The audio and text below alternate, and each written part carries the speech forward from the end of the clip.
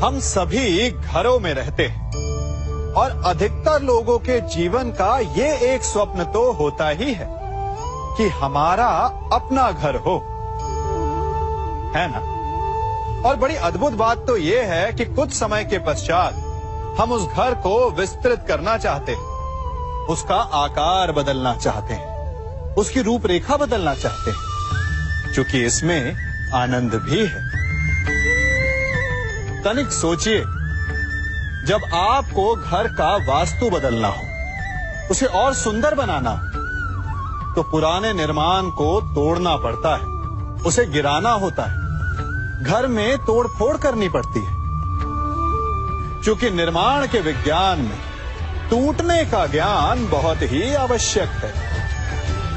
ठीक उसी प्रकार यदि आपके जीवन में समस्याएं, विपदाएं या बाधाएं आपको थोड़ा तोड़ें, तो इसे संकेत समझिए कि आपके भीतर कुछ नया बनने वाला है, कुछ नए का निर्माण होने वाला है। और स्वागत करें इस नए निर्माण का, अपने जीवन के इस नए युग का। हम सभी प्रतिदिन अपना कार्य करते हैं, तो कभी कुछ अधूरा रह जाता है, तो कुछ भूल हो जाती है, कभी कुछ हानि हो जाती है, और फिर उस भूल, उस हानि के अनुभव की पीड़ा तले हम दब जाते हैं। अब आप लोग कहेंगे कि ऐसा होना तो स्वाभाविक है। यदि ऐसा है तो तनिक सूर्य की ओर देखिए, वो प्रतिदिन अंधकार से लड़ता है और हर रात्रि के पश्चात एक नई ऊर्जा, एक नए तेज के साथ उदित होता है। तो क्यों ना आप भी अपने जीवन की बीती पुरानी बुरी बातों को भुलाकर अपना प्रत्येक दिन नई ऊर्जा, नए जीवन की तरह प्रारंभ करें। विश्वास कीजिए, आपका जीवन सरल हो जाएगा और आनंददायी भी। वृक्ष जब फलता है तो कितना सुंदर लगता है, उसकी डालियां झुक जाती हैं, जितने अधिक फल उतनी झुकी डालियां। कारण वृक्ष कहता है कि मेरे इन फलों को तोड़ो, उसका आनंद लो। इससे एक ओर हमें वृक्ष के मीठे फल खाने को मिलते हैं, तो दूसरी ओर वृक्ष के स्वयं का बोझ कम हो जाता है। इसी भांति यदि आप सफल हैं तो अहंकारी मत बनिए, विनम्र रहिए। ये विनम्रता ही आपके बोझ को कम करेगी। और यदि आप विनम्र ना रहे, झुके नहीं, तो आप अपनी ही सफलता के फलों के बोझ से टूट कर गिर जाएंगे। समय बदलता है, ऋतुएं बदलती हैं। जब गर्मियां होती हैं तो हम उलाना करते हैं कि बड़ी गर्मी है, बारिशें कब आएंगी। और जब बारिश आती है तब हम कहते हैं कि बड़ा चिपचिप, सर्दियां कब आएंगी। और जब सर्दियां आती हैं तब हम गर्मी की प्रतीक्षा करने लगते हैं। और इसी कारण हम किसी भी ऋतु का आनंद नहीं उठा पाते। कल क्या होगा इसके विषय में सोचकर अपना समय व्यर्थ करना बंद कीजिए। ऋतुओं पर आपका कोई वश नहीं, परंतु आज के, अभी के इस पल पर, इस क्षण पर आपका वश तो है।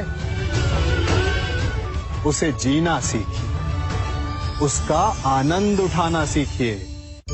सबके मन का सबसे बड़ा भय क्या है? सबसे बड़ा लालच क्या है? सबसे बड़ी चिंता क्या है? तनिक विचारिए। सबके मन का सबसे बड़ा भय, सबसे बड़ी चिंता है मृत्यु। सभी सोचते हैं, सभी भय खाते हैं कि कहीं मृत्यु ना आ जाए। सभी लालच करते हैं कि कुछ दिन और जीने को मिल जाए। सभी आशा करते हैं कि वे कभी ना मरे। और इसी मृत्यु के भय के कारण ही आप उस जीवन की उपेक्षा कर देते हैं जिसे आप जी रहे हैं।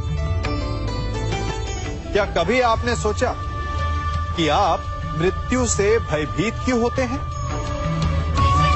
क्योंकि आप जीवन में वो कर नहीं पाए जो आप करना चाहते हैं, और जो आप करना चाहते हैं वो कर पाना तभी संभव होगा जब आप मृत्यु के भय से निकलकर अपने जीवन के हर पल का उपयोग करना सीख जाएंगे। तो मृत्यु के भय से बचने का केवल एक ही मार्ग है, एक ही मंत्र है, अपने जीवन के हर पल को जियो। वृक्ष मुझे बहुत प्रिय हैं, बहुत अच्छे लगते हैं। आपको भी अच्छे लगते होंगे।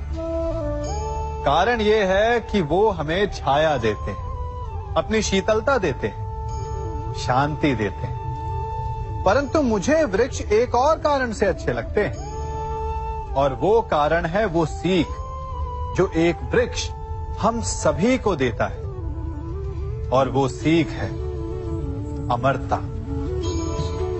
एक वृक्ष कभी नहीं मरता। मरने से पूर्व वो अपने जैसे कई वृक्ष अपने बीजों के द्वारा संसार को दे जाता है। तो अमर होने का केवल एक ही मार्ग है, और वो है जो आपके पास है वो संसार को दो। अपना ज्ञान, अपना अनुभव, अपना आनंद बांटने में कंजूसी ना करें, कभी कृपण ना हो, तो आप संसार में सदा जीवित, सदा अमर रहेंगे।